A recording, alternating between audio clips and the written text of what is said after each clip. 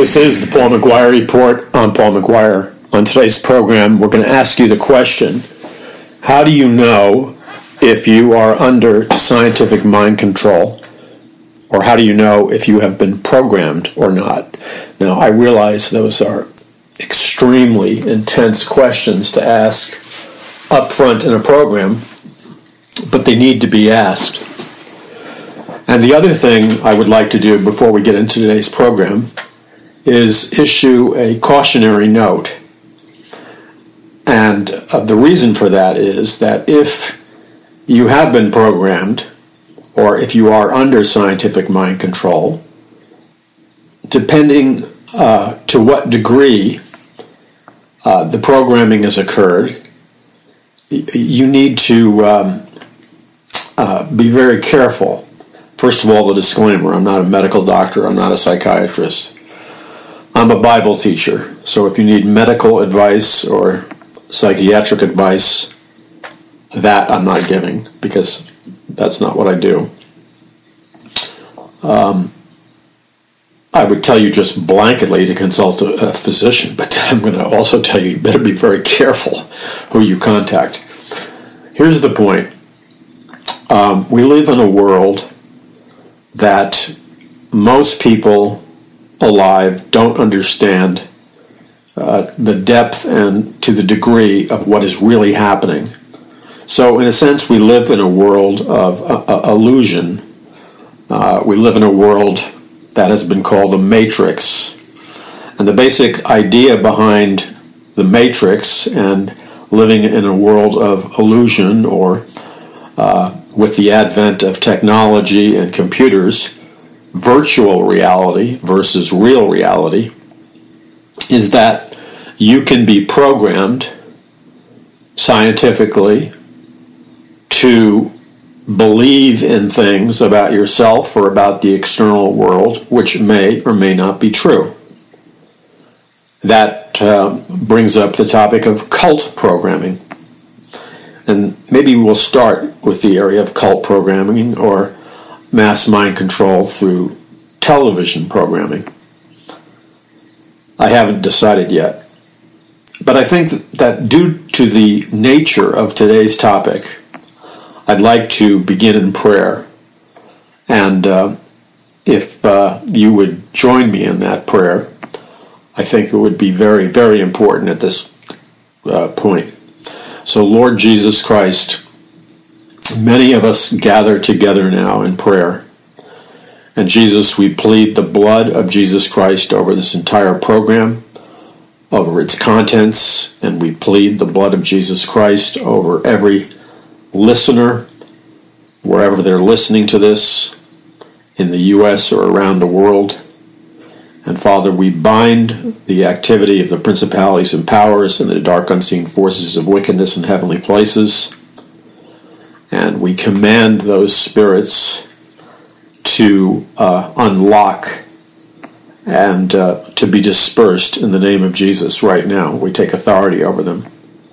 And Father, we call upon you, and we call upon your Holy Spirit to heal, save, and deliver people. In Jesus' name, amen. Okay, so we live in a world where the basic concept that exists in reality is the following.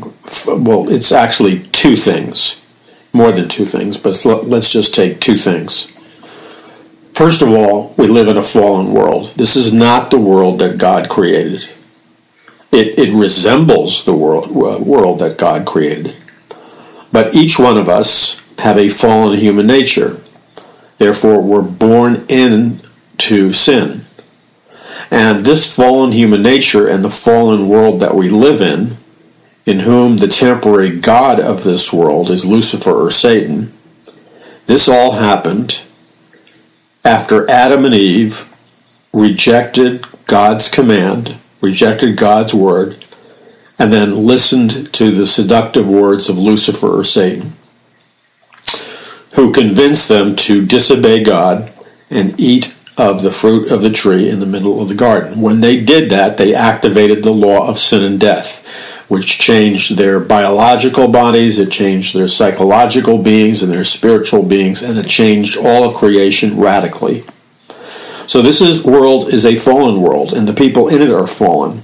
They are not living and acting, even Christians, living and acting according to the perfection and wonder and beauty that God created us to live in.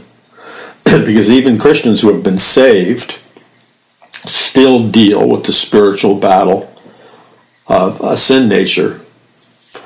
And people who are not saved, in many cases, don't even attempt to battle their sin nature. They just give into it. Now, that's the first thing to understand. So this world, really, if you want to get right down to it, is in a sense an illusion, but it's real. It's an illusion because it is not the world that God originally created, and people are not acting the way God originally created them to act. So it's an illusion in the sense that it is not a realistic portrayal of the will of God and his intentions, the Creator, that God designed mankind and the world for mankind to live in as the Garden of Eden, paradise. I mean, look around. We're a long way from paradise, aren't we? So that's the first truth. Now, the second truth is that this world is the battle zone between the powers of darkness and the powers of good, or the powers of Lucifer and Satan and the powers of God. And there are angels involved in this battle. On God's side, there are 2/3 of the angels that are following God. They're God's angels. On Lucifer's side, there are 1/3 of the angels that have rebelled with Lucifer, who used to be the highest ranking angel. And they are waging war with God. They're the fallen angels, or the demons, or the principalities and powers, and they're attempting to empower Lucifer to overthrow the throne room of God and be worshipped as God. But God will destroy their efforts. That's what the book of Revelation is all about. When the Antichrist, who is the leader of this new world order, by the way, who is the leader of this one world government, one world religion, and one world economic system, when he comes upon the scene with the false prophet, who is called the second beast, and the false prophet is the head of the one world religious system and the one world economic system, which are interconnected. These two beasts are serving Lucifer. And when the Antichrist sets himself up to be worshipped as God in the rebuilt temple of God in Jerusalem, the Bible predicts this way back in the Old Testament in the book of Daniel as the abomination of desolation. The abomination is the fact that something that is completely unholy and completely defiled would dare to sit on the throne of God and declare that he's God and demand that people worship him, which is exactly what people are going to have to do if they want to receive the mark of the beast, which is a nanochip implant or a biochip implant. And you can't buy or sell in this new global order unless you receive the mark of the beast. And the price for receiving the mark of the beast is you must renounce that Jesus Christ is Lord publicly, and you must pledge to worship the Antichrist as God publicly. So there's definitely an interconnection between the economic system and the global spiritual system. Now, having said that, there has been a battle between the forces of good and evil since the Garden of Eden. When Lucifer became the temporary god of this world, he quickly consolidated and organized his power governmentally and through religious systems and economic systems, because Lucifer is brilliant and highly intelligent. And the basic game plan is these earthly governments, which are in no way resemble the government of the kingdom of God, these earthly governments are built on a Luciferian system in most cases.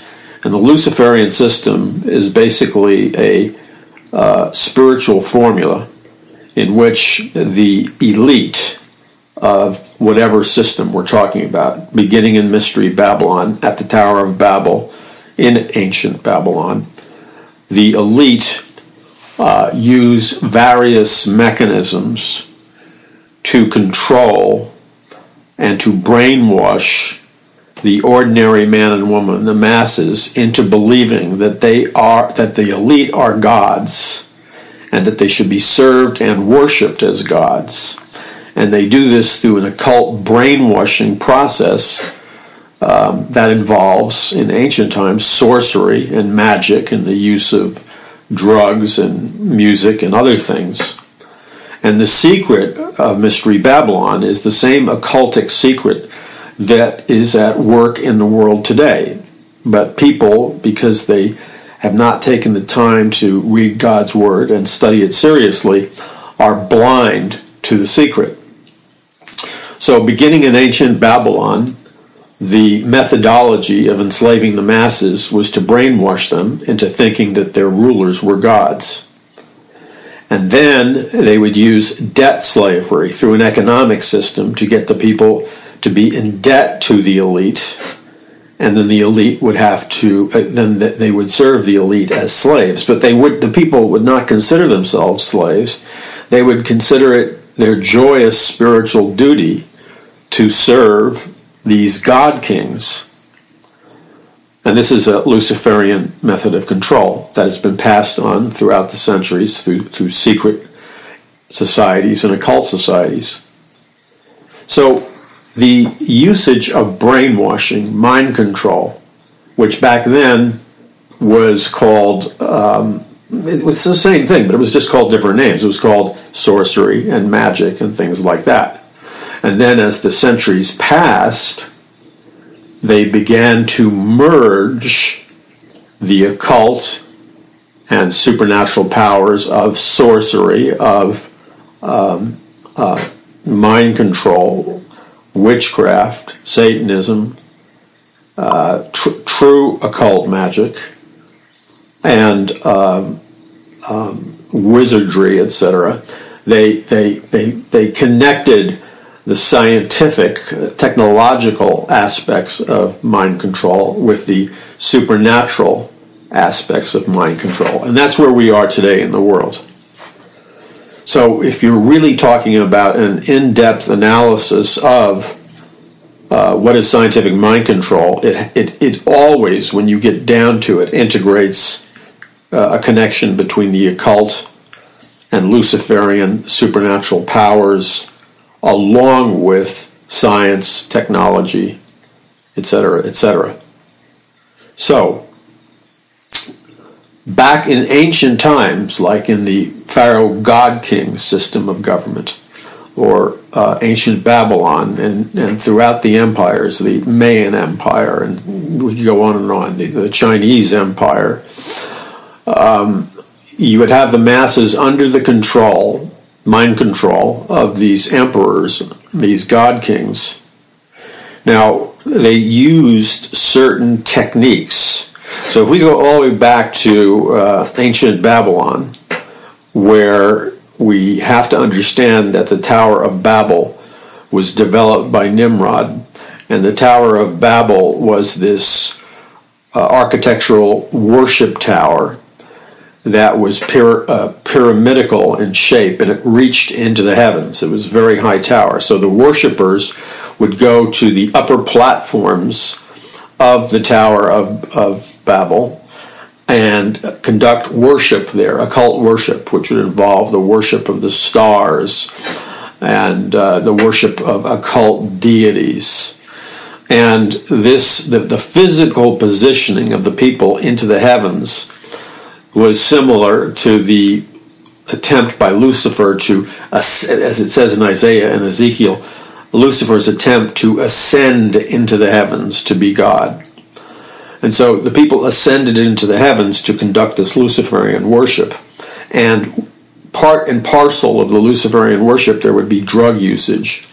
There would be the beating of rhythmic drums. There would be the ingesting of powerful, mind-altering drugs and psychedelic drugs. Okay? There would be chanting, occult prayers, certain kinds of music, rituals like blood sacrifice, human sacrifice, rituals involving sexual immorality, etc. And what these rituals did, because you see, when you translate the actual translation of Babylon, it means gate of the gods. Now, gate of the gods could also be translated as a gate for the demons, for the interdimensional entities. And so through the occult worship and the mind-altering drugs and the music, etc., the goal is always to alter the state of consciousness of the participant. And by altering the state of the consciousness of the participant, the goal is to put the participant into a trance state. And I want to emphasize that. The goals of the vast majority of these occult principles, these magical techniques, these activities of sorcerers, up until modern times, with the advent of scientific mind control and scientific brainwashing and MKULTRA, etc., the goal was to always change human consciousness. First, by creating a trance state. And a trance state is when your brain and your thinking moves from your logical, rational, analytical mind, and you go into that zoned out autopilot type mode. It can be very subtle, by the way. And what happens is when you put somebody in a trance state by altering their state of consciousness, you create, if you will, a gate of the gods, because you then can bypass the conscious and rational mind, and you can program people with occult power, magical power, and then actual principles of mind control, which were developed by those in magic and sorcery and the occult, but in modern society they're scientific principles. And so when you put somebody into a trance state, it's like with a stage hypnotist, or if you went to, and I do not advise you to go to a professional hypnotist, if you allow yourself to be hypnotized, what you're doing is you're giving your mind over to the hypnotist, who uses words, suggestions, and other means to put you into a subtle, slight trance state, where he programs you, most often with his words. He speaks directly into your subconscious mind, bypassing your conscious mind. And then, if it's like a humoristic, hypnotic stage show, after he gets you out of the trance state, he'll have you act like a chicken and run around the stage and start squawking or something. And this happens all the time. Many, many people are very susceptible to hypnotic suggestions. So the hypnotist is reprogramming or issuing commands or programming the subconscious mind that is below the surface of our rational minds in the human personality. So the goal is to create an altered state of consciousness. Now, you can alter the state of consciousness into these minimal, subtle trance states, like a stage hypnotist or watching television or whatever, or they can be radical, very powerful, altered states of consciousness where they completely split your mind, sometimes into multiple pieces, where they crack your mind, where they separate you and your personality from your memories and your brain. It can be very, very, very intense mind control that stems from very intense altered states of consciousness. Or, again, it can be subtle. So, Deprogramming is a word that began with the advent of programming computers. And programming goes back to the time when neurological scientists and computer scientists began to program computers, and then they began to develop the theories that the human mind is just like a computer, and therefore it's possible to program the human mind just like it's possible to program a computer. And so these people developed techniques that involved mind control, where they would program people's minds just like they would program a computer. And these people would not act under their own will completely. They would act under the commands or the authority or the will of the person programming them. That's where we get the idea of, you've probably heard the term of the expression when people say we need a deprogrammer. Well, they may mean that in computers, but it also has to do with cults. People who are brainwashed into becoming part of these cults. What happens is the brainwashing process, when you become involved in a cult, uses scientific mind control, it uses sorcery, it uses a vast spectrum of mechanisms to put you into an altered state of consciousness so you can be programmed like a computer, and they control you. They dominate you because they have seized control of your subconscious mind. And when you call a deprogrammer, which people have done, the deprogrammer is usually hired by the parents of one of their sons or daughters who gets involved into a cult or whatever, and the deprogrammer gets alone with the person that's been programmed by the cult and begins to deprogram them. And it's a very, sometimes psychologically aggressive process, and it is often psychologically a confrontational process, because the victim of cultic mind control has their minds have been taken over by the cult programmers, and it becomes deeply entrenched in the human personality, and the deprogrammer uses very authoritarian confrontational mechanisms to break or crack that programming so that individual can be set free. Now, when I opened the program with this question, how do you know if you're under scientific mind control, and how do you know if you have been programmed? Let's remember that there are varying degrees of mind control and programming. Some of them are extremely subtle, but subtle or not, they control your life to varying degrees. And then some of them are very radical and very powerful. So that's a basic outline of mind control programming, which originated with ancient sorcery and magic. And then in a minute we're going to bring these techniques, these methodologies, because they've now become sciences. They now occur with the use of technology, and they are extremely powerful. And they can completely dominate somebody's personality to the extent that people can live 10 years in a particular personality, having a particular life. And somewhere before that period, they were programmed deep in their subconscious.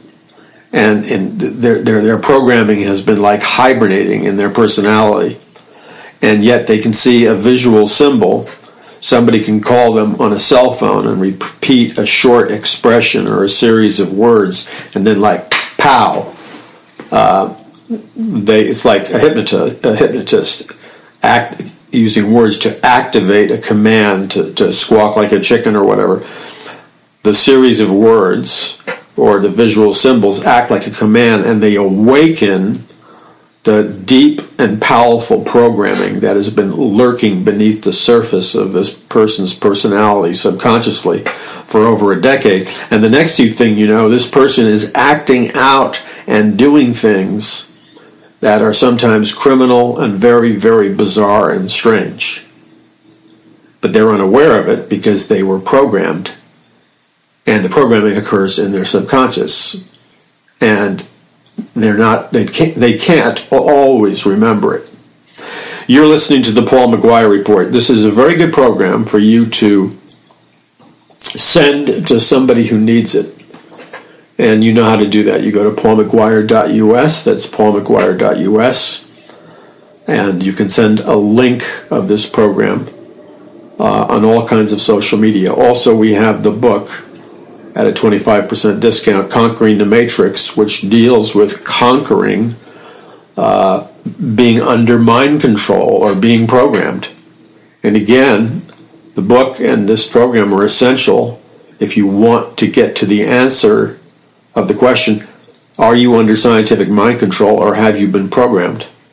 And it's really questions everybody should ask themselves. Not that you should run around in a paranoid state, but that you need to be cognizant of the fact that we live in a world where there are a lot of powerful interests that are seeking to program you or brainwash you to varying degrees.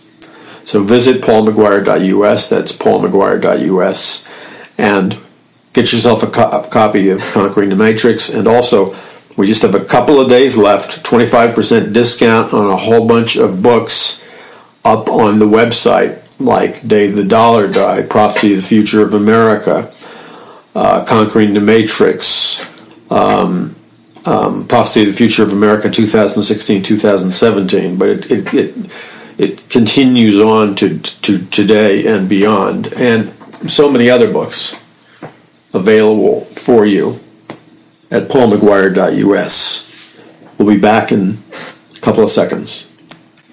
You're listening to the Paul McGuire Report. I'm Paul McGuire. One of the things that I think it's important for all of us to understand, if you don't understand it already, is the foundation upon which modern scientific mind control has been built on, and its eerie connection to the personal computer and artificial intelligence and things like the Bilderberg Group and the Trilateral Commission. So let's delve into that briefly. Many of you have heard of the executive chairman of Google, Eric Schmidt. He seems to attend all of the Bilderberg Group conferences, or at least a whole lot of them.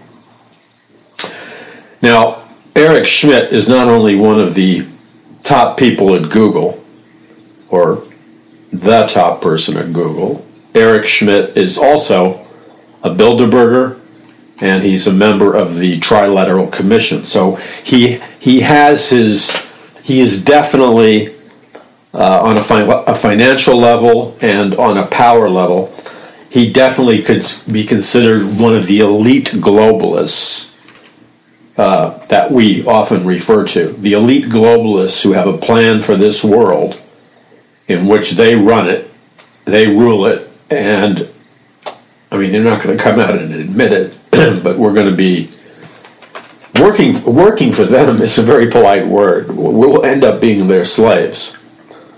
Okay, so it's important to understand how software technology, computer technology, the personal computer, all of this stuff interfaces directly with scientific mind control, altered states of consciousness, etc. This is mind-blowing, by the way.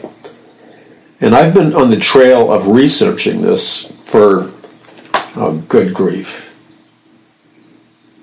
I'm going to say, I want to get this right. Well, 40 years at least, or more, because my research began at 15 years old. I know that sounds pretentious, but when you hear my testimony and stuff, you know that that's true.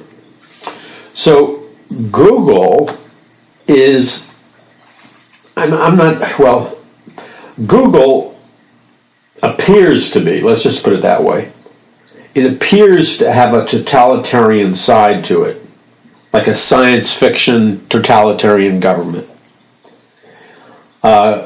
And Google is playing a key role, like Facebook, like all the other giant social media companies. Google is playing a key role in the bringing about of this new world order and the dream of the globalist elite for a one world government, one world economic system, and one world religion.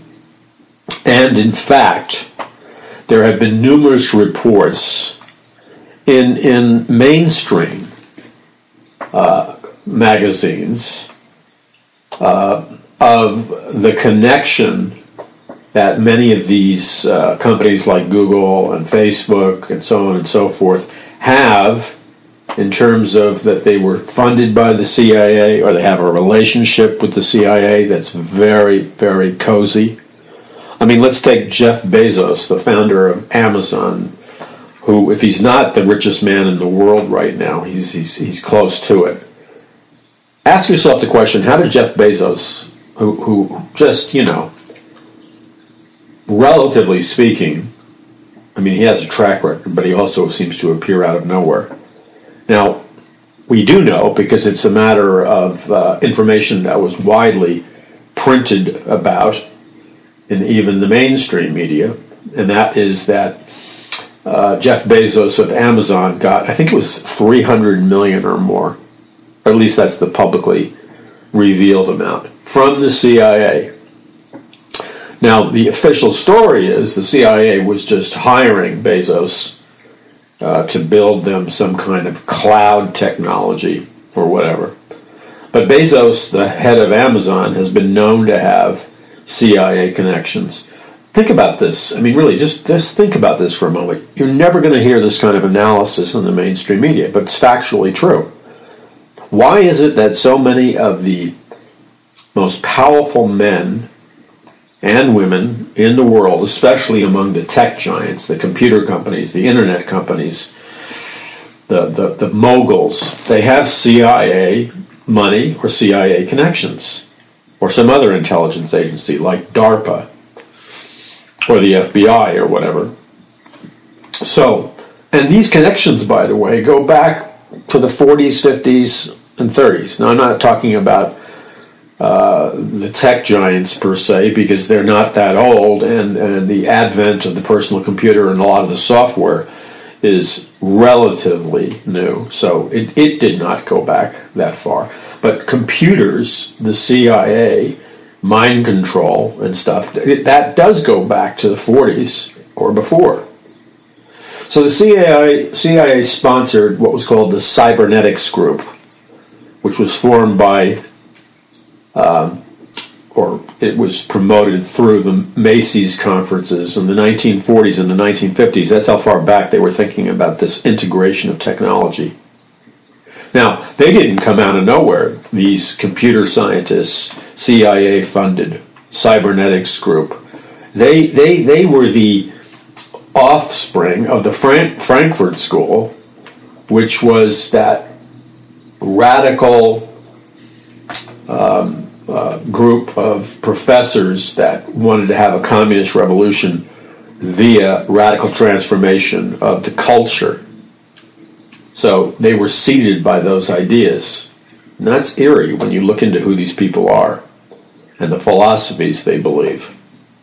I mean, they certainly don't believe in America first, or they don't appear to believe in the Constitution or the Bill of Rights. At least not the Frankfurt School. So when we look at these groups, the cybernetics group, beginning in the early 60s, with we saw the explosion of the counterculture, and from the counterculture, the personal computer revolution also was birthed. Now, people weren't really paying close attention to the birth of the personal computer revolution, But when you analyze or connecting all the dots, the computer revolution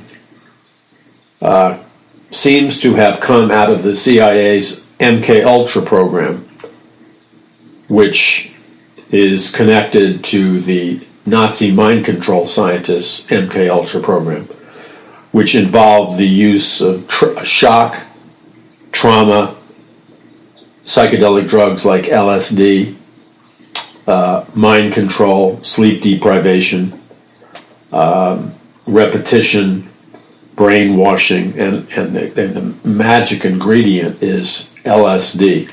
And let's not forget, despite the fact that Timothy Leary ran around promoting LSD to, turn on, tune in, drop out, and LSD was supposed to expand your mind, let's never forget that the origins of LSD, when it first emerged on the global scene, was when the Nazi mind control scientists used LSD. That was the key component in creating MKUltra personalities, like in the movie The Manchurian Candidate, where they program an assassin. MKUltra, you can program somebody, and there's a formula for MKUltra programming where you introduce an individual to severe shock. It could be psychological shock, physical shock, trauma, any number of things. Whatever it is that shocks your system, psychologically, biologically, that in and of itself doesn't put you into brainwashing, but it's part of the formula. And then you add to that, giving people the psychedelic drug LSD. Then you add to that things like sleep deprivation, listening to repetitive programming. You add to that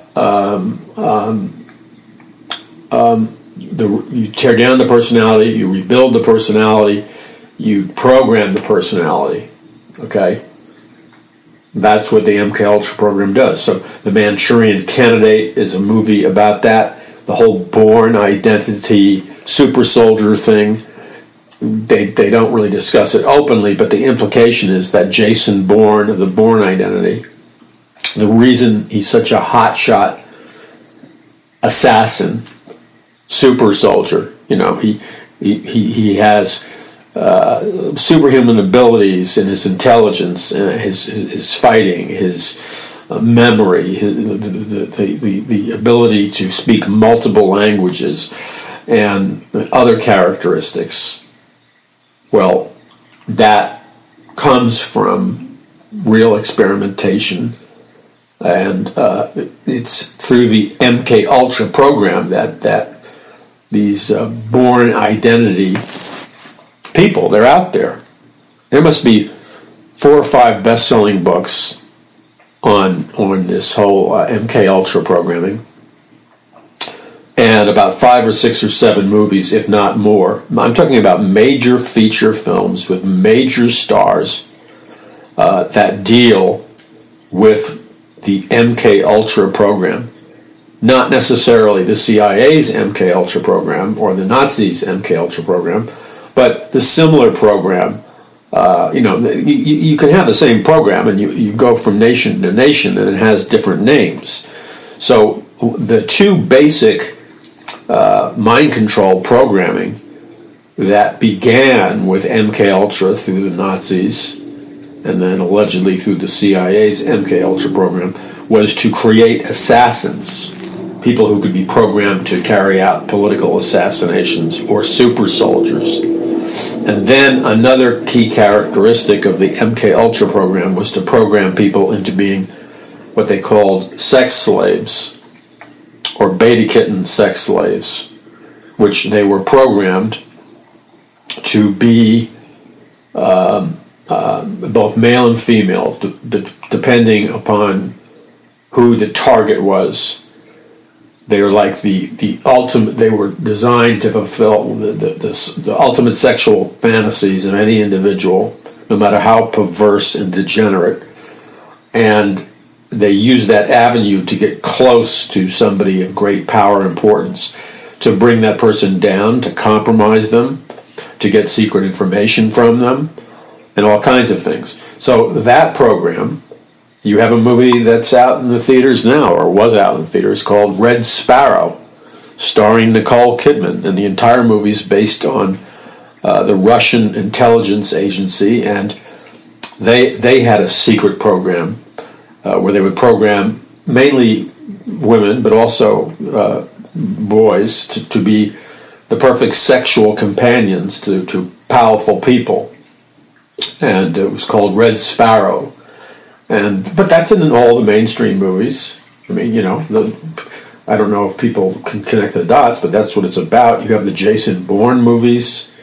Oh, there's so many. I forgot all the other movies because there's I'm having a mental blank right now, but there's a slew of movies that openly talk about this MKUltra. If they don't use the words, it's about that anyway. Okay? So, one of the things that we have to understand was that cybernetics, which basically believes that you can program people like computers, used the principles of the MKUltra program, because using LSD and other factors, you could program people, and they wouldn't be aware of their programming. It would be in the subconscious. And supposedly, there were tens of thousands of young children experimented on during the 1950s and the 1960s who were victims of this. And some of them, who are, older adults now, they're suing, I don't know who they're suing, whether they're suing an intelligence agency or the university hospital where they were programmed, but their memories were erased. They were subjected to shock and trauma. They were subjected to brutal torture, mind-altering drugs. Why the brutal torture? Because the brutal torture is a shock to the system. And these people were supposed to have their memories erased, but after they left this facility that was programming them by a Canadian psychiatrist who turns out to be he's so prestigious, this Canadian psychiatrist. He's the head of the World Psychiatric Association. And the guy is basically a Nazi-style mind control programmer who absolutely brutalizes people.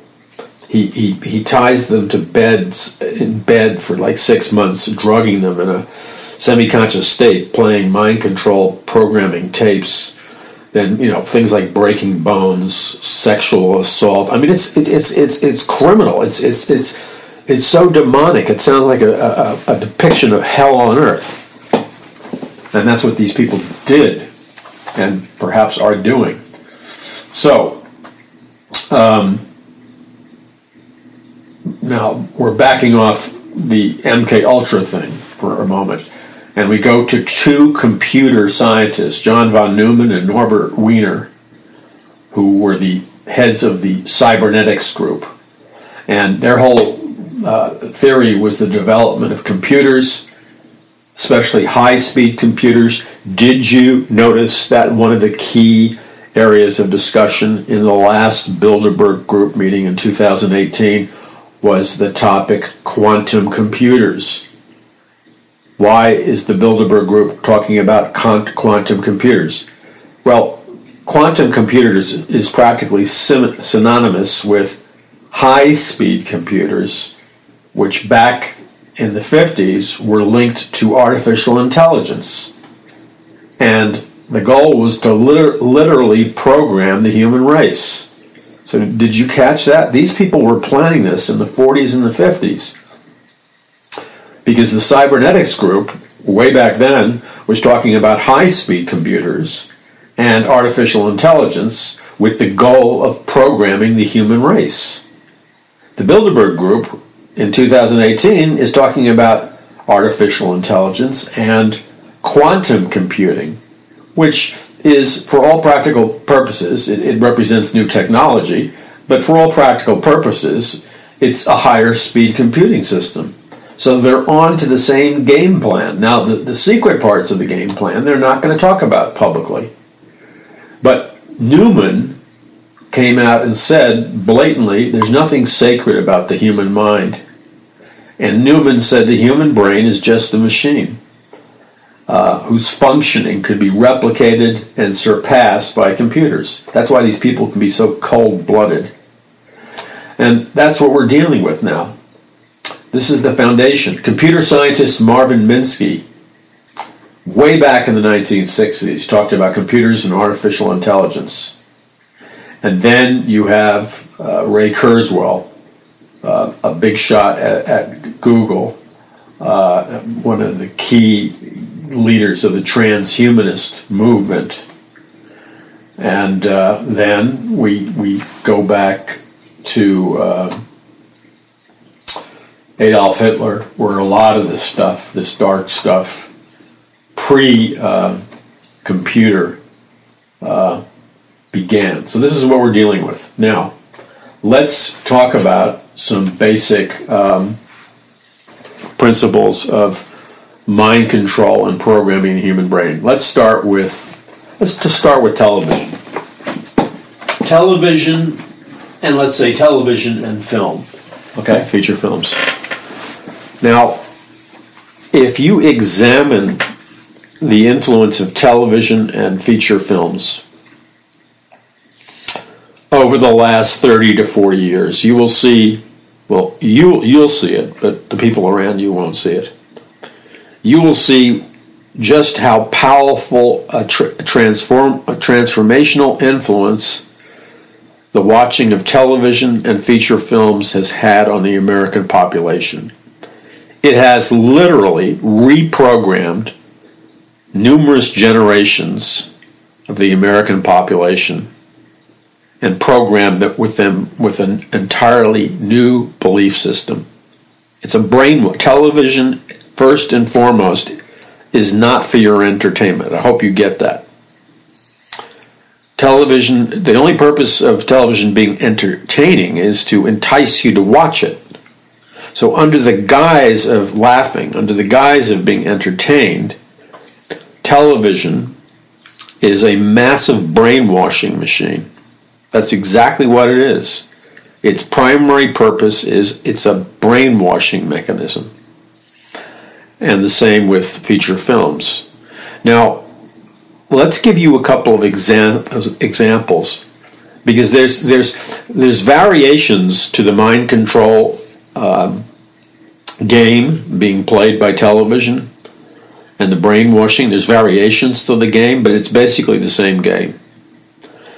I don't know if many of you may be too young to remember a famous television series called All in the Family. But there have been many others in more recent years. And I'm not a big watcher of those kind of programs, so they're not immediately familiar to me. But you can Friends is another example, a more recent example.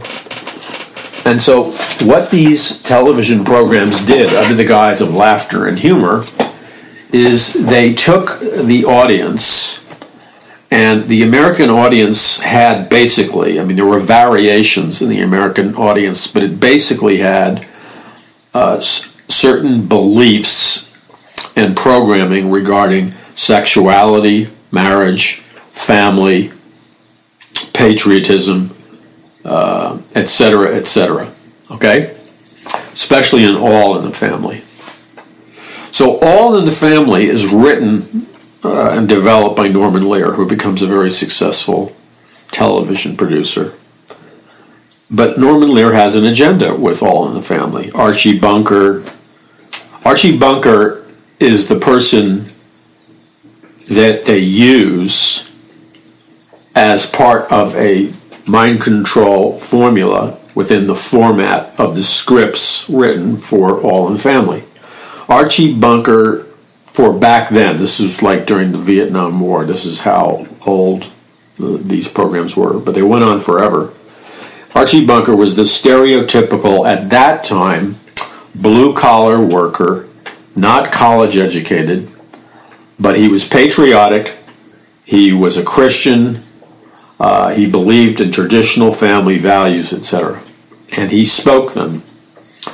But he was always being ridiculed and made fun of because his kids were like hippies, and they had the new kind of thinking. You know, the hippie generation was programmed to think differently than the Archie Bunker generation. They were liberals, they were leftists, etc.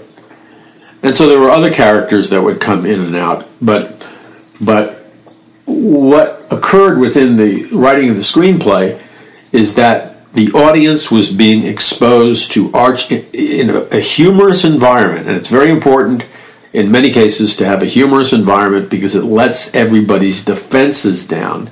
Everybody is laughing, and because they're laughing, they're relaxed, and they're unaware of how the words and what the shows are presenting before you are programming you.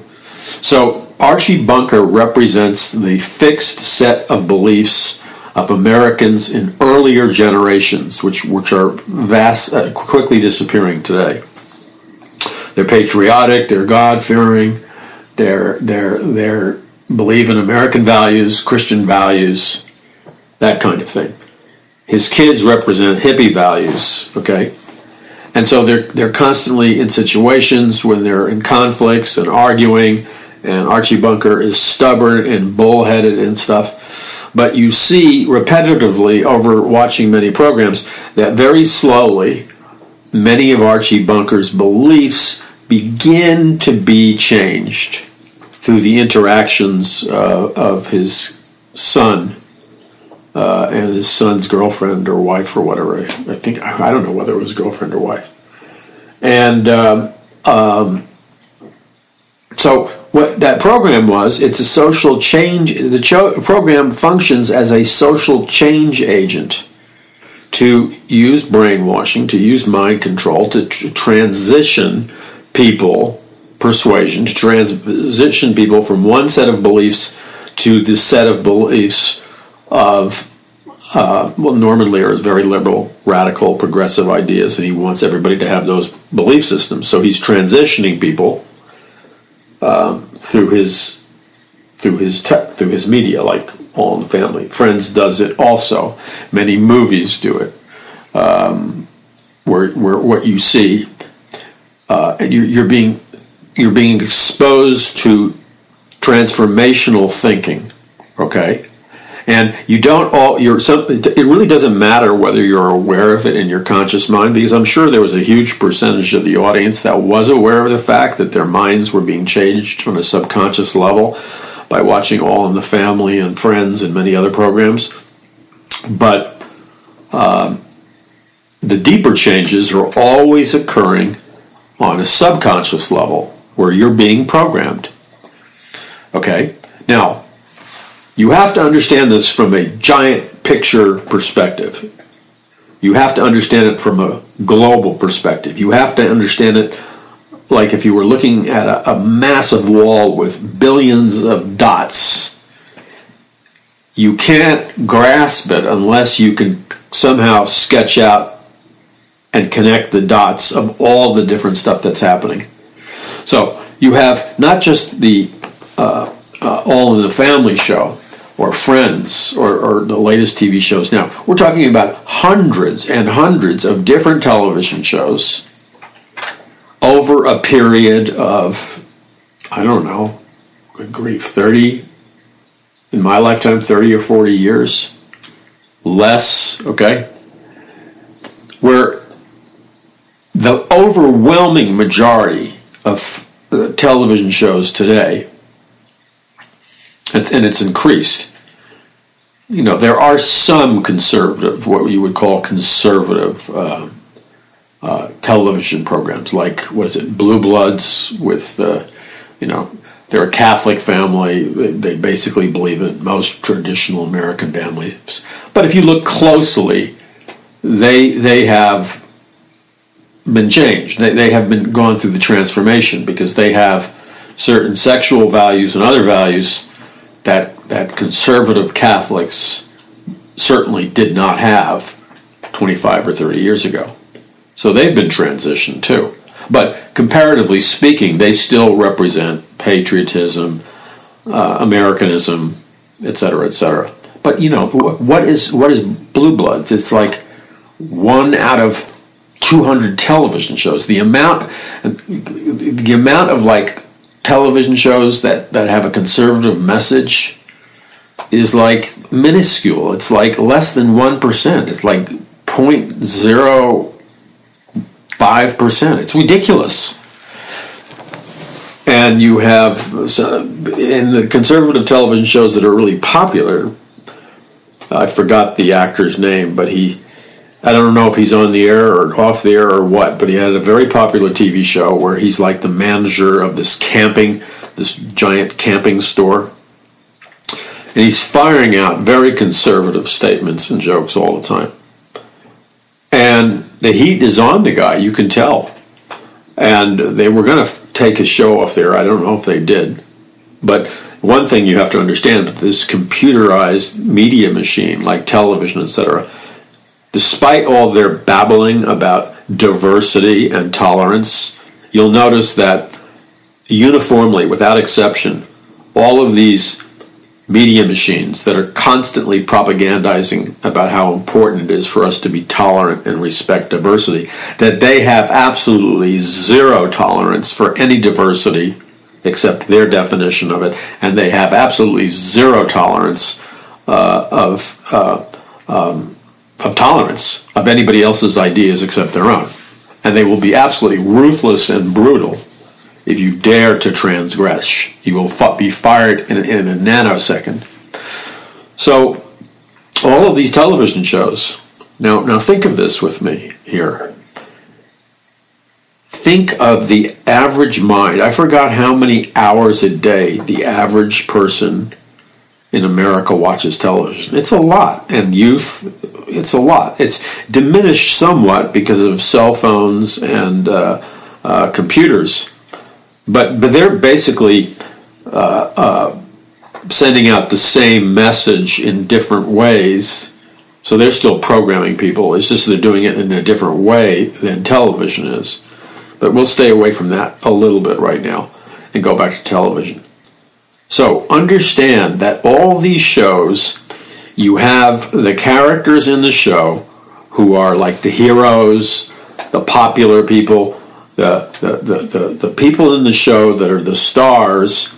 They're always the ones that are more popular, considered sharper, depending upon what kind of show it is. They're more attractive, more intelligent, or at least that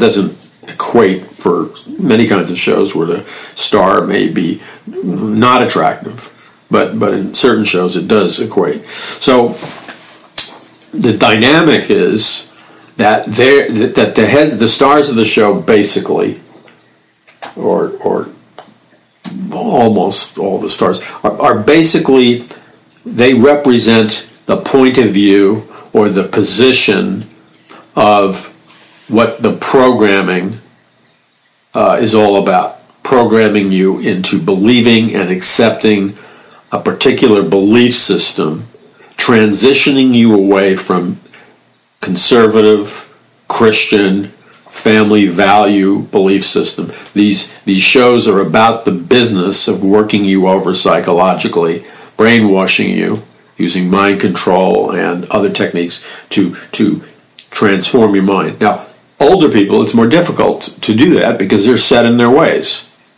They're locked into their belief system. So who they really want is the younger generations. So you'll notice that when you add up the list of the most common methods, procedures, and techniques of mind control, brainwashing, persuasion, when you add up the techniques, and one of the primary techniques of modern mind control is repetition. It's a primary technique in brainwashing, propaganda, and persuasion also. Repetition. So you repeat a message. You can repeat it using different words. It doesn't have to be word for word the same message, okay? But you repeat the same message, or you repeat, there could be 50 to 100 messages embedded in a television series. Some have high priority, some have low priority. And what you do is you're constantly repeating that message in different language, using symbols, using scenes, using skits, using dialogue from the actors, and you're being exposed to it in a way that the point of view and the message and the belief system that they want you to have, the people programming you, is going to be said by the actors or actresses who play the role in which they're the ideal, most acceptable, with it, hip, respected people. They're the ones that will always be using in their dialogue the programming message is repeated over and over again. They'll take actors or actresses that are odd, that people hate, who are losers, who dress sloppy, who look crazy, who act wacky or nuts and it's not funny, or they look distorted or weird or out of it. Those will be the people that will speak out in their dialogue or their monologues or their behavior. Those are the ones that will communicate the message or belief system or values that the programmers want to destroy, demolish, and eradicate. Okay? So, for example, they want you to believe in globalism, and they want you to hate nationalism. That will be weaved into countless dialogue by the actors, countless scenes. Inevitably, the oddball, the screwball, the nut, the psychotic, the person that you don't like, the person who's an idiot, okay? They will be the ones that will always, through their behavior or through their wording, will say that they're for nationalism or that they support Trump. Okay? So the only people saying that they're for nationalism and support Trump, or they're for patriotism, are the wackos, the extremists. And they will really make sure the wackos are really wacky. And they'll really make sure that the extremists are really extreme. And then skits, plots will be built around bringing forth these ideas. Now, the people that the programmers want you to emulate, the people, the actors who play the roles where they look good, they look sharp, they dress well, they come off intelligent and convincing, they're heroic. They use that as a kind of peer pressure into brainwashing you in two ways. First of all, by the way they look and project themselves as respected. They look like they have their act together. They look like somebody you would want to emulate your lifestyle after. They look like people that you wouldn't be ashamed to be seen anywhere with, okay? It's deliberate. And then the words that they speak will be attacks on globalism or attacks on patriotism or attacks on Trump. This is how brainwashing and mind control works. Now you say, well, that's very simple. Yes, it is simple, but it's not as simple as you think it is simple. It's far more powerful than I just presented to you, because there's a multiplying effect that occurs. What I just outlined to you is just one psychological mechanism, or I outlined to you a couple of psychological mechanisms at work in mind control through television or brainwashing. But you've got to add in the additional psychological mechanisms and principles of mind control and brainwashing. And when you mix all of them together, it becomes a very, very, very powerful force that overwhelms most people and changes them in the end, no matter how immune they think they are from it. So this is how it works out. You add to that, first of all, let's talk about the physical appearance and look of the people who are the stars, the heroes, the people who are the people that you want to be like, you want to emulate, the people that you would be proud to be seen with in public.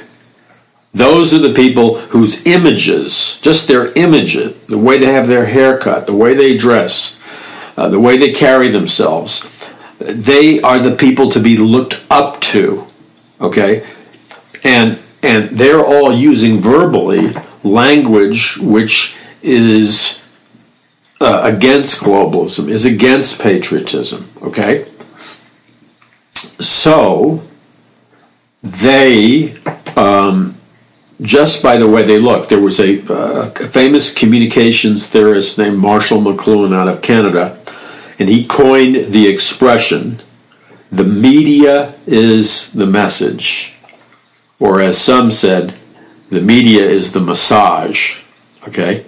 The media is the message is really just a clever way of saying what you are speaks so loudly that I can't hear you. And that in communication, and most of you understand this, in communication, the appearance of a person, what a person projects with their hair, their facial expression, their, what they look like, their physical appearance. Are they disheveled? Are they dressing in fashion or out of fashion? What they are presenting visually, their visual image, their auditory image, okay, is more powerful in affecting the average person. Okay, that is the lasting impression. And they say first impressions are the most powerful. So people are judging you primarily by visuals. They say they're not, but they are. Same thing in voting for a president or whatever. People are being judged on the visuals. So the people that are presenting the most powerful positive image are the people that are selling the point of view that they want to program you with, that you want, okay? Very simple. So they're brainwashing you by the power of positive visual impressions that the actors and actresses who represent the point of view that they're trying to program into your mind are all like with it people you would admire, okay, especially visually. And then, of course, the people who on first impression look like nuts, out of fashion clothing, weird fitting clothing, terrible taste in clothing, awful haircuts or no haircuts, looking weird and crazy, bizarre facial expressions, really weird glasses. They look like nuts, they look like oddballs, they look out of it, they look old-fashioned, they look neurotic, okay, in first impressions and visuals. And they are the ones that are always promoting the ideas that you and I may believe in, like patriotism, like we believe in nationalism, our country, or being Christian, having Christian values. It's the nuts, the oddballs, the wackos, the extremists that look that way visually, that brainwash people just on their visual appearance, that if you're a conservative, if you're a Christian, then you're a nut and a whack job, okay? Then you're repeating this over and over and over again, not in just one particular show, not just in one particular show's television series, how long it's on the air, but you're adding up hundreds or more of different television shows which are using different actors and different methodologies, but they are repeating over and over and over again, visually and with the actors' words and dialogue, the same beliefs, the same indoctrination, the same mind control, the same brainwashing. And now, the average person, I don't know, we're watching like 6 hours. It was for a while like 8 hours a day watching television. Maybe it's 6 hours now. It's a lot. Okay, 6 hours a day, if that's an accurate figure. It keeps changing because of social media. So let's say it's 6 hours a day. That is a lot of time in one evening. Think how many messages you have, subconscious messages, and all these different shows. And then it's reinforced. These same messages are reinforced on the television talk shows. They're reinforced on, the superstars like Ellen and Oprah and stuff. Same viewpoint is being held up as, you're with it if you go this way with your beliefs. And then the same thing is being repeated in the news, and all of a sudden, you and I live in a media environment where we're being bombarded, saturated constantly with repetitive messages, visual, audio, over and over and over and over and over and over again. Now watch what happens.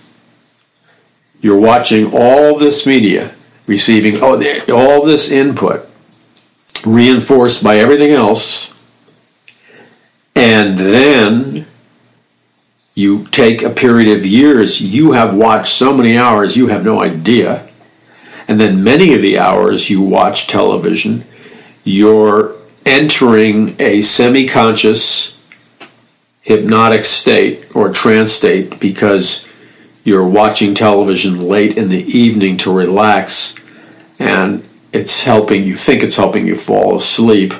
And that is where the gateway to programming your subconscious is wide open. You are most susceptible to subconscious programming during that period, the sleepy period of the day. And if you take a sleeping pill or have a couple of drinks or whatever to go to sleep, pow, you are just wide open to program subconsciously. And they know that. That's why they have so many anti-Trump jokes. It's mandatory for all these unfunny comedians every night, to the point that you would want to barf. They're repeating the same anti-Trump jokes, interviewing anti-Trump superstar actors and actresses, and their shows come on when people are starting to drift off to sleep. They're the late night comedians. So they're pumping propaganda in you. So you add up, and what you have is hundreds of thousands of bombardments of mind control, of propaganda, of images over and over again. What you have done, and it's the combined effect that we want to get a hold of here. It's the combined effect. None of these little things all by themselves appear to be all that important. But you combine all this stuff over a period of years, you are dealing with a massive, monstrous force pounding into the center of your soul. And even people who know what they're trying to do to them are affected and impacted. Okay? You're being brainwashed. And anyone who argues against that and says that's a conspiracy theory, you talk to somebody, anybody who argues against that is a complete idiot and a fool. And this is why. If television doesn't persuade you, if television doesn't use mind control or brainwashing to persuade you, then why do so many big companies with their products and services spend billions of dollars every year advertising on television in order to get people motivated to buy their products and services, to buy their cars, to buy their clothes, to buy their laundry detergent, to buy their mattresses or whatever, insurance, Why do the big companies spend billions on television to influence you to buy and program you to buy their products and services? Because you need to stand up on the mountain and scream it in their ear at deafening, ear-splitting roar. I'm half serious. I'm tempted to do it, but I would never do it, but I'm half serious about it. Just shout in their ear. Look, dummy. If television doesn't motivate people to buy, if it doesn't persuade people to buy, if it's not influential, if it doesn't change people's minds, and that's what mind control is all about, then why, dummy? And you cuff your hands around your mouth and you shout in their ear, why, dummy, do the corporations spend billions of dollars each year? And then you get closer. I'm getting a little out of control here. Cup your hands and shout into the air, dummy, why do major corporations spend billions of dollars a year on television advertising, on commercials, to persuade you, convince you, change your mind? Why do politicians spend hundreds of millions of dollars on the presidential elections to change your mind about the image of their candidate? Why, dummy? Because it works, dummy. Otherwise, they wouldn't spend hundreds of millions or billions of dollars a year. Television programs people's minds, dummy. I know I'm getting carried away, but I had to get it out of my system because the stupidity in saying I don't believe that is just so so outrageous that I just lost it temporarily. So I cuffed my hands and started shouting into the microphone. Forgive me. I really don't care. I don't care. You have to be a certifiable drone head. Drone head, because, see, drones don't have a human occupant driving, flying, drone helicopters or whatever. There's no human being in the cockpit. They're controlled by computer. Well, people can be like drones too. So you see, it's a very effective brainwashing. That's why people spend. So anybody who tells you it's not brainwashing or changing people's minds is a certifiable idiot. You might as well give them a degree in which they can get college credit for being an idiot. Because you really have to work at it. You really have to study hard to be that stupid. I mean, really, I don't know what else to say. I mean, you really have to go out of your way. You have to pull all-nighters watching late-night comedians to be that stupid to say television doesn't brainwash people or influence their minds. Okay, so back to modern mind control. Your subconscious mind is like a massive warehouse storing endless files of everything you've seen, watched, heard.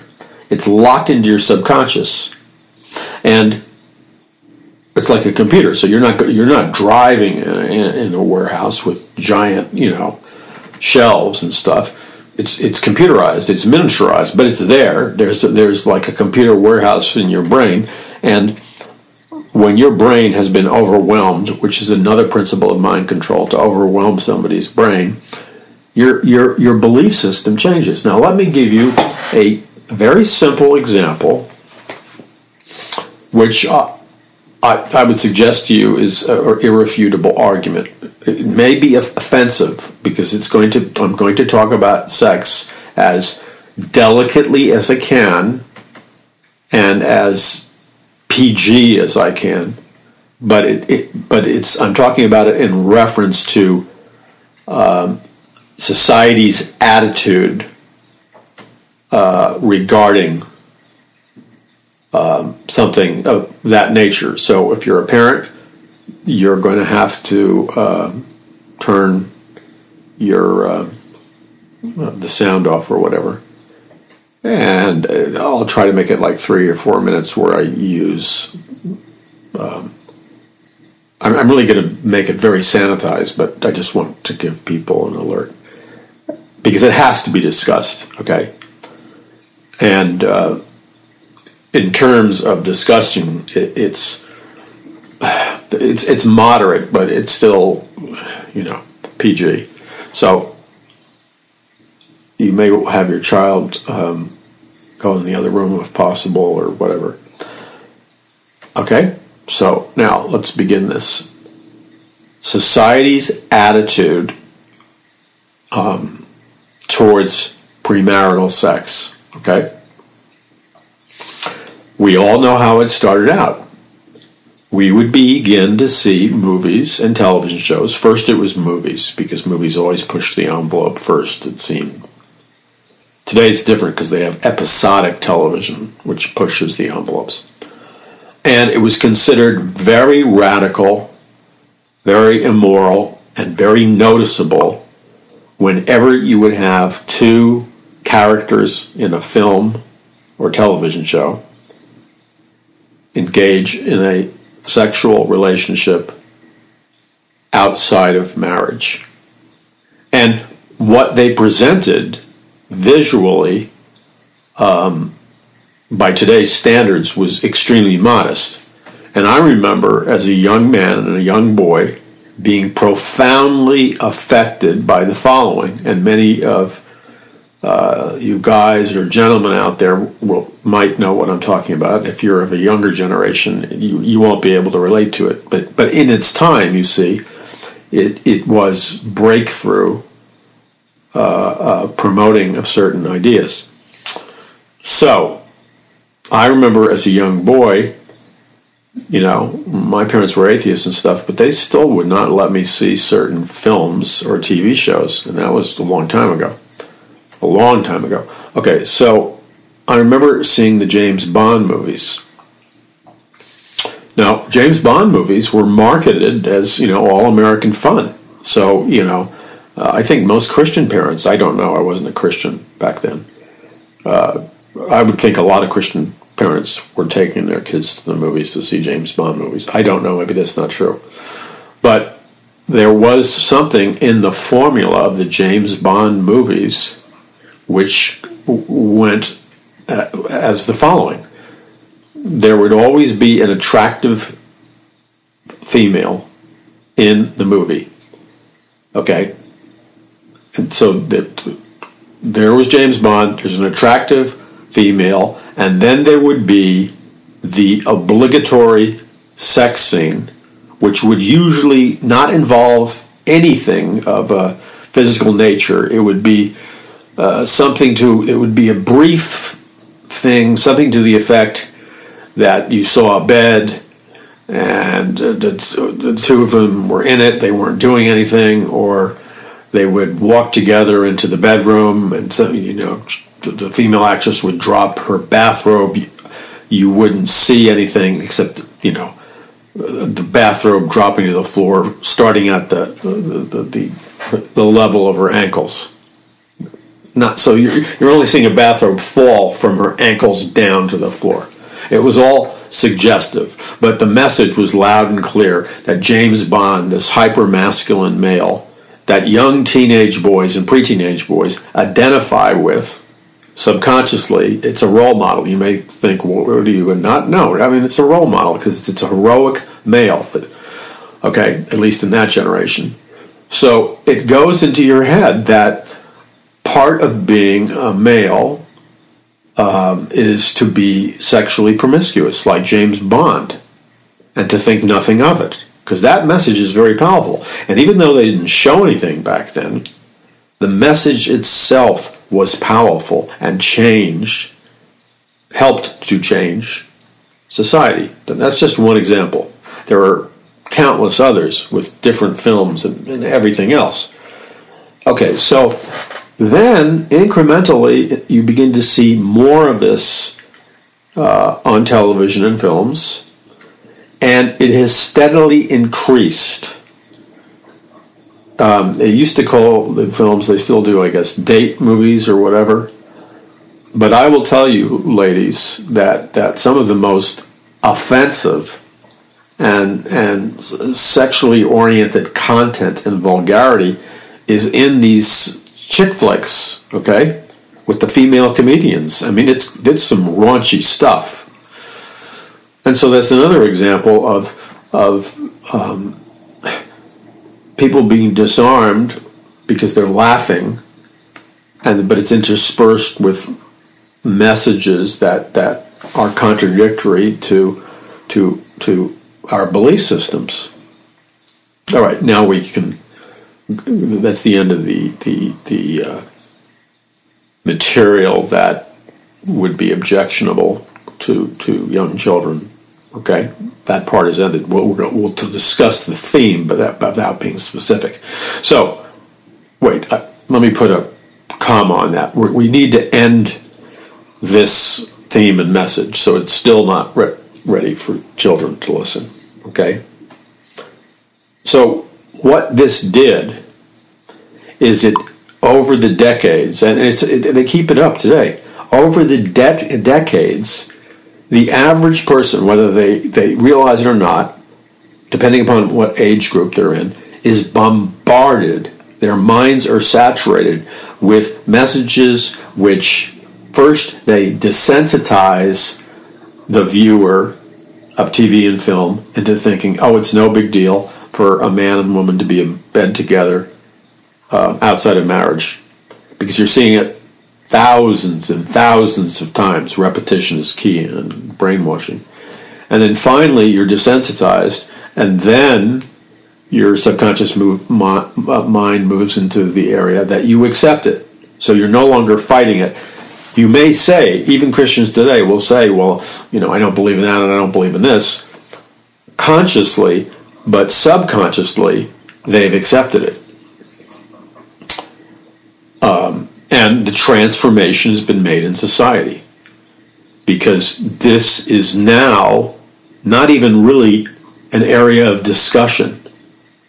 I would say the vast majority of you that are parents and you have either older teenagers or young adults or grandchildren, they're in, I don't care how Christian you raise them, many of them are in this area not living a biblical lifestyle, because it is now the new norm. You see, when you've created the transformation, when you make it the new normal, and it is now the officially established position of the general society. I'm sure there's millions of Christians who are privately holding to their biblical beliefs, and they're committed to their Christian and biblical beliefs. The media is not recognizing their lives, their lifestyles, or their values or views. And there's probably countless millions that are living that way. But they have controlled society, so it appears, at least face value. They've gone so far now that if you are a virgin, you're looked at as being a freak or odd. So the pressure is like through the roof on young people to be sexually active before marriage, because it's not just a matter of, well, people will leave you alone in respect to your religious values. No, now they'll perceive you as a freak or call you names, or at least some will. And it becomes a very difficult situation. Okay, so the process of brainwashing and indoctrination has been so intense, and mind control has been so intense, that they have totally wiped out and erased, for the most part, the whole concept of virginity and waiting until marriage before having physical intimacy. And they have now branded anybody who chooses to be a virgin before marriage as some kind of weirdo, nut, or whatever. I'll give you one example. I was watching, I don't normally watch this, but I was watching, what is it called? It's the show, is it The Bachelor or The Bachelorette? It's one of these shows. Anyway, in this show, the girl is, they alternate. They have a guy that they're, there's like, 15 girls trying to win his heart through a whole series of television programs, and then he chooses which one he wants to marry at the end. Okay, and then on the other shows of the same series, it's about a girl who's being courted, let's say, by 15 guys or whatever, and she finally chooses the one she wants to marry. So, and there's a whole series of things in the show where they creatively, in an entertaining way, allow an opportunity for people to talk and stuff and get to know each other. Okay, so this guy this girl is about ready to make her choice, and she narrows it down from all these guys to three potential guys that she could one of them she wants to marry. But the guy confides into her because he feels he needs to, and it appears this guy is her number one choice, and he confesses to her that he's a virgin. And she gets up and walks out of the room, and what that did, because she was disturbed by that. So what that did was communicate a message to America loud and clear, which I think was already there, by the way, that if you're going to choose to be a virgin, you're going to be odd. And to I'm sure the producers didn't realize in this case what they were doing, but to promote her reaction, in effect promoted the belief system that you'll be perceived as odd, because this guy is now rejected. For what? Why does she reject him? Because he's a virgin. He's also was a professional football player with a major team. Okay. A huge team, so he's no oddball. He's one of the handsomest of the whole group. He's physically in incredible shape, and he was a professional football player. So I mean, he's got his act together in every way. You see, but because he confesses he's a virgin out of his own choice, obviously, he's rejected by her, and that communicates a powerful message. All right, so that's the PG version of the program, and now if you're a mother or whatever, have children in the room, we'll go back to the conversation. So that is the result, and I guess depending upon your discretion, anybody can listen, but we won't talk about that area. So anyway, that changes behavior. So now that is the new normal in society, even in Christian households. And I'm not here pointing the finger, blaming people, okay? I'm not, giving a moralistic lecture to people. I'm simply saying that the culture has been transformed through mind control, and it hasn't been transformed accidentally. It's been transformed deliberately. So I think I'm going to call this, how to know if you're under mind control or if you've been programmed, number one in a series, because there's no way in this program we're going to be able to give people all the answers they need. It's too, we can't start at zero and get up to speed fast enough. So we'll call this number one in a series on how to know if you are under scientific mind control or if you've been brainwashed or programmed. Now, in a general sense, we all have, as we just heard, we all have. And we are all being indoctrinated, etc., in ways that we don't understand and realize. So we're all programmed. If we were to examine our beliefs, our behavior, our lifestyles with what the Word of God says, there would be some serious conflicts, because the Christian community as a whole is, because they don't spend enough time in the Word of God, are just absorbing the values and the beliefs of the culture. Then the other thing is, you have to understand that in terms of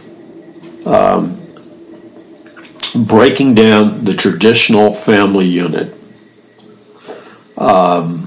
eradicating Christianity, destroying nationalism, destroying patriotism, again, destroying Christianity and traditional values and traditional Christian moral values. This is not accidental, and this is a point where You have to have wisdom. You have to have knowledge to take the next step in understanding what's going on. Because unless you're willing to take this relatively bold step, it's only bold because the people all around you are trapped in a mind control grid, and they can't see it. So their world's going to be rocked by your revelation and understanding of what's really happening. But you've got to take this bold step, because if you don't take this bold step, you will never penetrate the barriers that mind control has put in your consciousness subconsciously. All right, this stuff is so important. I can't stress how important it is, and so I'm thankful to be able to offer as part of our 25th anniversary. My ministry is way more than 25 years anniversary, but this program, the ministry of the Paul McGuire Report, we're celebrating our 2-year anniversary, and we have a 25% discount on the books listed up on paulmcguire.us, and you need to get a copy of Conquering the Matrix, which is all about how to understand whether or not you're brainwashed or under mind control, and you need to get yourself a copy of Mass Awakening that deals with an entire society or groups in societies becoming free from mind control and being awakened.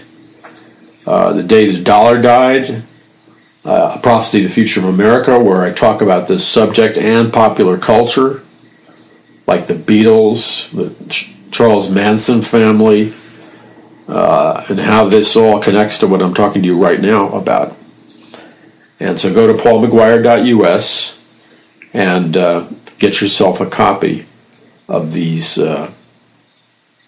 copies of these books. Visit paulmcguire.us. We'll be back in just a moment. I'm Paul McGuire. This is the Paul McGuire Report. I'm Paul McGuire. Okay, so we just talked about the fact that these belief systems in America exist in the minds of the masses deliberately through strategic, targeted, well planned out scientific mind control, propaganda, and persuasion. That is a fact.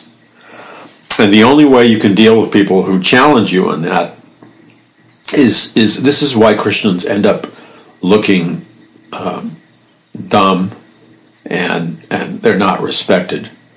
Because knowledge is power. Whether you like it or not, knowledge is power. You don't have to be a PhD in everything.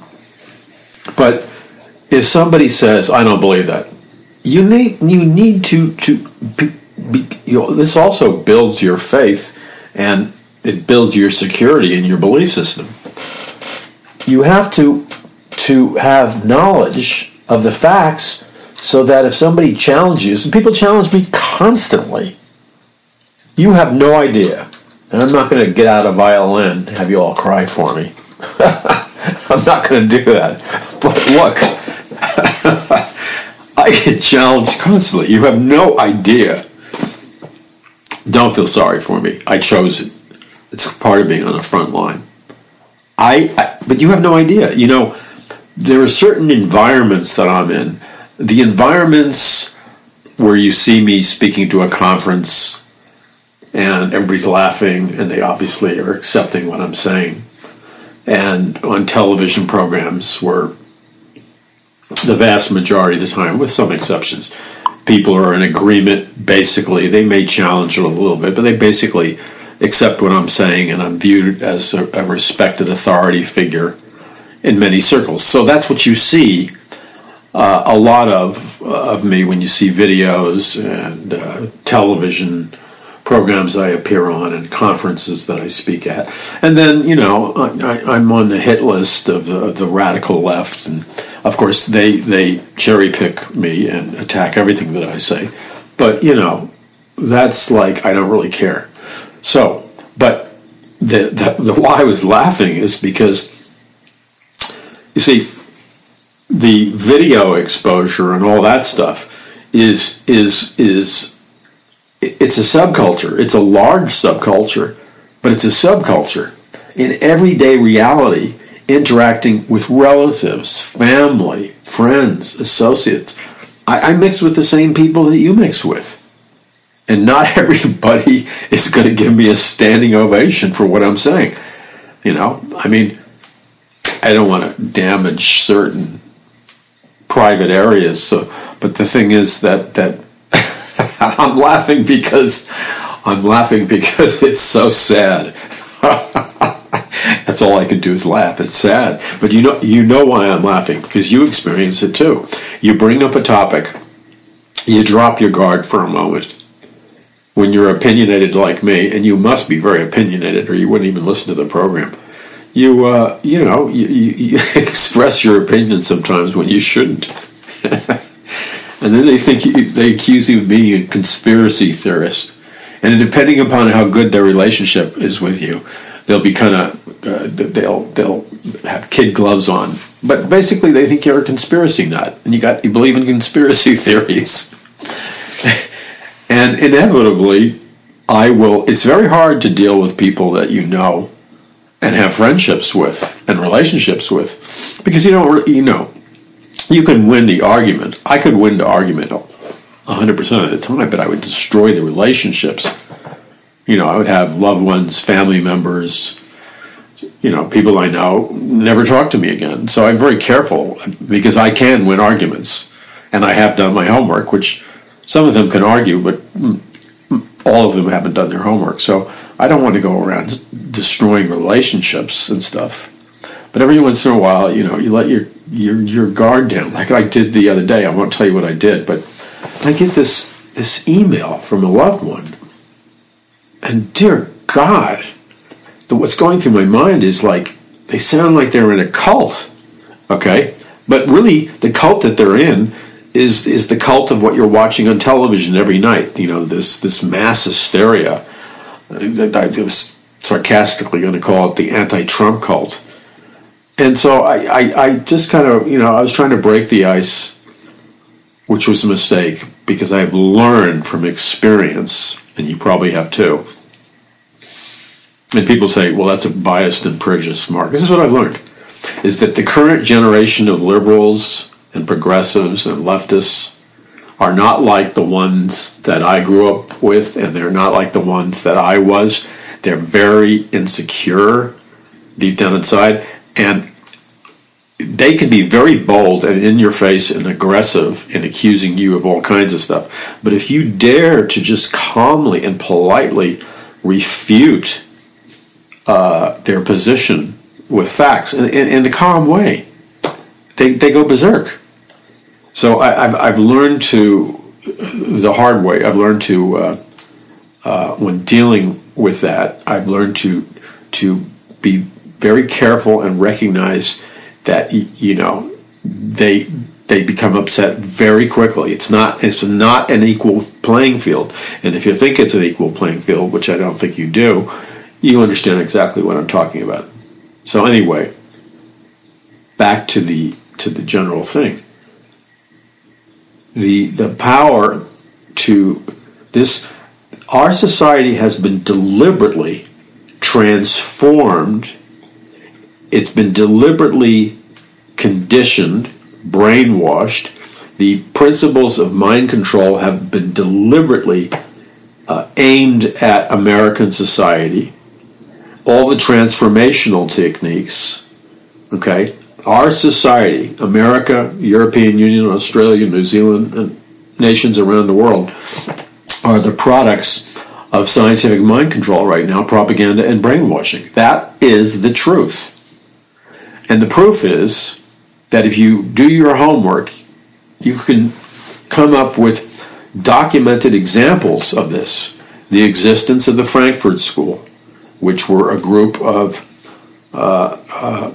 Marxist professors originally trained by the KGB in Moscow, who moved into Germany in the 1920s, and their goal was to instigate communist revolutions in the European nations and in America but they weren't going to do it like the Bolshevik Revolution way with guns and bombs. They were going to do it through instigating a cultural revolution. And this was a highly sophisticated operation. It's still ongoing. But when you read their itemized agenda, which they have like number 1, number 2, number 3, and also if you read in my book, A Prophecy of the Future of America, and if you read my book, Mass Awakening, you'll see a list of their goals with documentation. And it's very interesting that the goals of the communist movement in America that were revealed during a congressional investigation in the 1960s, which I printed out in my book, A Prophecy of the Future of America, are almost exactly identical to the published goals of the Frankfurt School in the 1920s. And what they did is they specifically targeted, number 1, destroy Christianity. Number 2, destroy traditional or Christian moral values.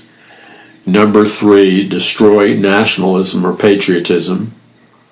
And you go down the list and you look at our society, and they have largely accomplished all of those objectives through mind control and brainwashing.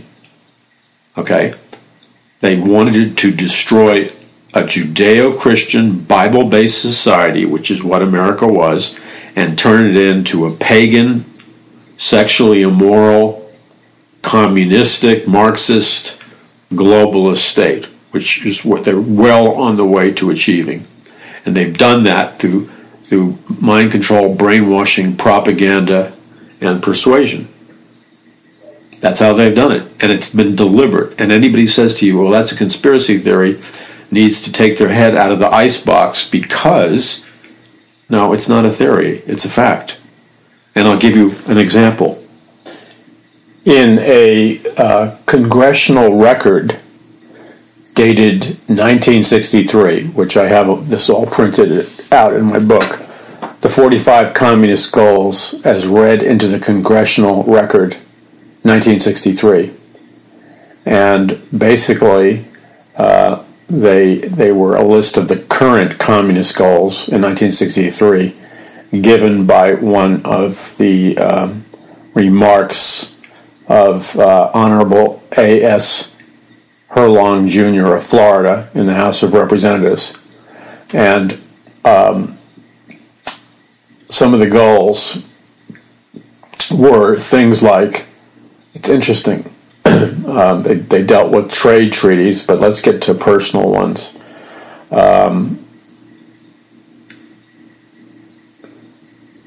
They deal with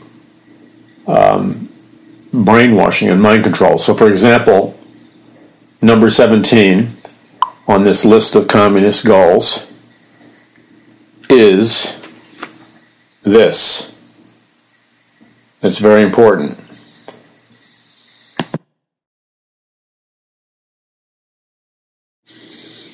It says, get control of the schools, use them as transmission belts for socialism and current communist propaganda, soften the curriculum. And then it talks about the use of student riots. It says, gain control of key positions in radio, TV, and motion pictures. Why? For the purpose of mind control and brainwashing. Then it says, continue discrediting American culture by degrading all forms of artistic expression. One communist cell was told to eliminate all good sculpture from parks and buildings and substitute sculpture that are shapeless, awkward, and meaningless forms. And then eliminate all laws governing obscenity by calling them censorship and violation of free speech and free press, break down cultural standards of morality by promoting pornography and obscenity in books, magazines, motion pictures, radio, and TV. Promote degeneracy, promiscuity as normal, natural, and healthy. So on, and discredit the Bible, infiltrate churches, replace revealed religion with social religion. So you see that the game plan was really mind control. All of these things were methods of influencing and controlling people's minds. And that's why, whether it's on a personal level, which we're going to deal with in this series, or on a national level, it's very important that each of us become aware of the techniques and the goals of people that employ mind control, persuasion, and propaganda. And then we also need to understand how we can be under the effects of mind control or brainwashing without even realizing it. And then we ask ourselves the question, well, why are we acting this way? Why are we thinking this way? What is causing this? Well, what's causing it is we have been exposed to programming that has changed our thinking and changed our behavior.